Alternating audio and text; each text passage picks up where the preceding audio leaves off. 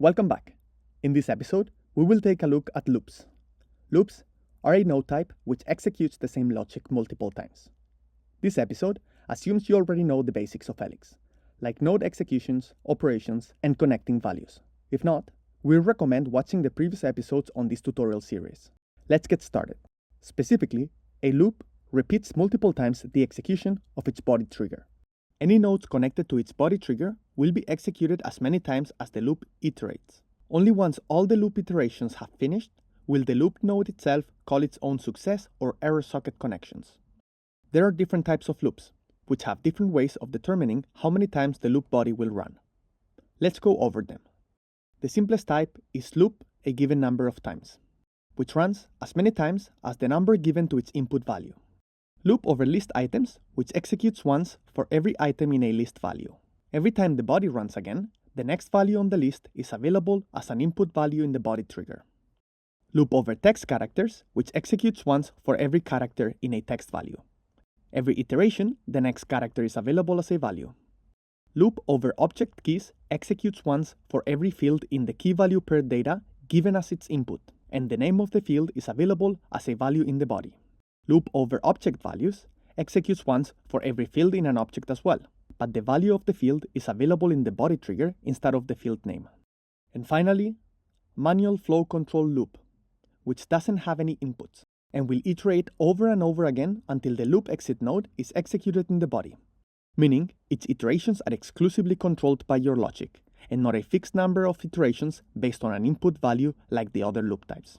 One iteration is another word for every time the loop branch executes. Each iteration is one cycle of the loop. Regardless of the loop type, you can always use the two loop-related termination nodes to control the iterations. The loop exit node, which stops the loop entirely and no more iterations will run. And the next iteration node, which simply ends the current cycle and moves on to the next one. Like any other nodes, they work when they are connected to and executed. You cannot have a loop exit or next iteration node outside of the scope of a loop's body. If multiple loops are nested, these nodes only end the immediate loop body that they are in, and not all the loops above. You can also use the general termination node inside a loop, in which case the full root branch execution ends the same way it always does. So if you want to end the current iteration, use the next iteration node. If you want to end the loop, use the loop exit node. And if you want to end the entire root trigger, use the regular termination node. You can output a value from the loop's body to continue using it after the full loop ends with the loop exit and next iteration nodes. The output value then becomes available as an output of the parent loop itself. You can modify the shape of the outputted value by modifying the output data type of the loop node. The outputted value, if any, also becomes available as another input in the loop's body, so the subsequent iterations have access to the value outputted by previous ones. Let's put it to use.